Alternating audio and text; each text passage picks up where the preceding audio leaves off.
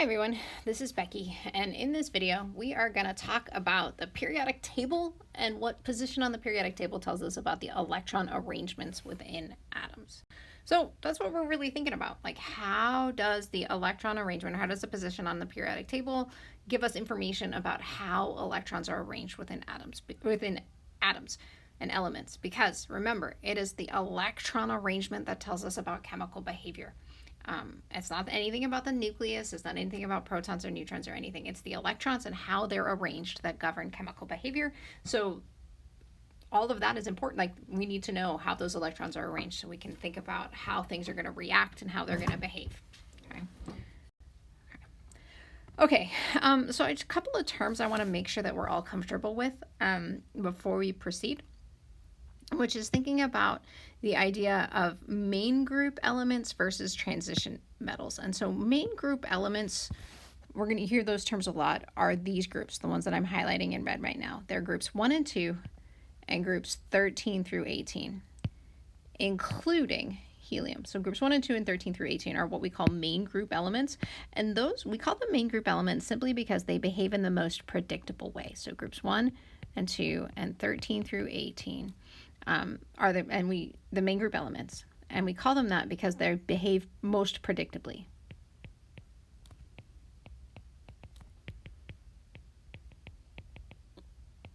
And we'll see why that is in a few minutes. And then every other element on this table, I'm going to highlight them in blue, all of these guys here, and technically these guys over here too, but we'll talk about that, why that is a little later, are called transition metals. And so transition metals, we're looking at groups 3 through 12, the lanthanides and the actinides are considered transition metals. And you'll also see in some cases the metals in group 13 through 16 also considered to be transition metals because of their behavior. They behave more like transition metals than they do like main group metals. But we'll talk about that later. That's a little nuanced. Okay, so now that we know main group elements are 1, 2, 13 through 18, and transition metals are 3 through 12, we're going to focus on main group elements and then come back to transition metals because they're weird and hinky and weird. Okay, so when we're looking at the main group elements, and remember that this is what your card sort looked like. So we started the cards and we had these things where we had these spokes on the wheel, and we noticed that each row or each group, so each column going down, had the same number of spokes, and then each row going across from left to right has an increasing, the number of spokes increases by 1, right? As we go from left to right, the number of spokes increases by 1, and going down, they all have the same number of spokes. So as all of you guessed, the number of spokes means something. It matters, and the number of spokes, what that tells us are about the valence electrons. And a valence electron is an electron that is in the outermost energy level. They're the ones that are on the outside of the atom. And it's the valence electrons that determine chemical behavior. Okay, core electrons, on the other hand, are all of the other, these are the inner electrons. So anything that's not the outermost energy level is considered a core electron, right? So as we go, each member of the same group has the same number of valence electrons, but the number of core electrons is going to change, right? Because each element has a different number of total electrons. All right, so look at this when we look at shell models. So what we're looking at here is a shell model of an atom, of the atoms, and looking at electrons on individual shells. So a couple of things I want you to notice here. As we go from left to right across the periodic table, the number of shells is consistent from left to right. So I'm not changing the number of shells. Hydrogen has 1 shell, helium has 1 shell. Lithium has 2, beryllium 2, all of that. All right, so the number of shells is consistent as you go from left to right across a row. And as I go from top to bottom, I'm increasing the number of shells. So from top to bottom, I am increasing the number of shells, but I'm keeping the same number of electrons on the outermost. So hydrogen has 1 electron on its outermost energy level. I'm going to do this in blue. Lithium has 1, sodium has 1, potassium has 1, but potassium has 4, that outermost energy level for potassium is energy level 4. For sodium, it's energy level 3. For lithium, it's energy level 2. And for hydrogen, it's energy level 1. Those of you who are observant might have noticed that this is period 1, and it has 1 energy level. So period, remember, is a row. This is period 2. It has 2 energy levels. Period 3, it has 3 energy levels. At period 4, it has 4 energy levels. So if anything is in period 4, its valence shell is the 4th energy level. So kind of cool, right? So remember, valence electrons are outermost, core electrons are innermost. As I go from left to right, I'm adding valence electrons. As I go from top to bottom, I'm adding core electrons. Or I'm changing the number, not adding, but changing the number of core electrons, right? Because by the time I get over here, so neon has 8 valence electrons in its outermost energy level. Then for sodium, 8 is the most electrons that I can have in an outermost energy level. So for sodium, then I have to add 1 to go to energy level 3.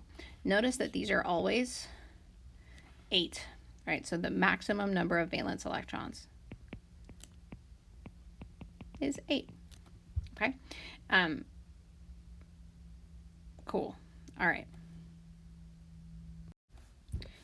Okay, so that's cool for the main group elements for groups 1 and 2 and 13 through 18. But what about those pesky transition metals, the things that we skipped and aren't in this arrangement, right? So I cut the figure to split two groups, the group between group 2 and group 13, because here's where those transition metals live, right? Here's where our transition metals are. Okay.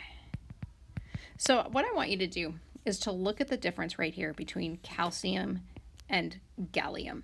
So calcium has 2 valence electrons. Gallium has 3 valence electrons. But if you look at that inner electron level, that energy level 3, you'll notice something has changed, right? So as I'm moving through the transition metals, it looks like I'm going from 8 electrons on energy level 3 over here to 18 electrons on the energy level 3 over here. There's 8, that's 8 says 18. I know it doesn't look it, but it says 18, right? So what's happening within the transition metals is I am adding core electrons. I'm not adding valence electrons, I'm adding core electrons. So so here I'm adding to energy level 3 to get from groups 3 through 12. I'm adding 10 electrons to energy level 3. And then in group 13, now I can start adding valence electrons again, right? For row 5, I'm going to add them to energy level 4. And it doesn't really matter. The key thing here is that within the transition metal group, I'm adding core electrons. That's the thing that I want you to remember, okay? Within the main group elements, we're adding valence electrons as we go from left to right. But within the transition metals, we're adding core electrons, which is why those transition metals are so weird, right? Transition metals are hinky. They behave in a very less predictable way than main group elements, simply because there's more variation in their electron arrangements than main group elements have, okay? Okay, so cool, great. How does this help me, right? The number of valence electrons predicts all kinds of things about the behavior of an atom, including reactivity and other things, which we'll look at later. But one of the important things for us to think about now is how do we form these things called ions? We talked about an ion before as an atom that has an unequal number of electrons and protons, and those are formed by adding or taking away electrons. It turns out that forming an ion is a pretty big deal, really important. It's the reason why sodium ion tastes good on French fries, whereas sodium metal explodes in contact with water, is the difference between that placement of electrons.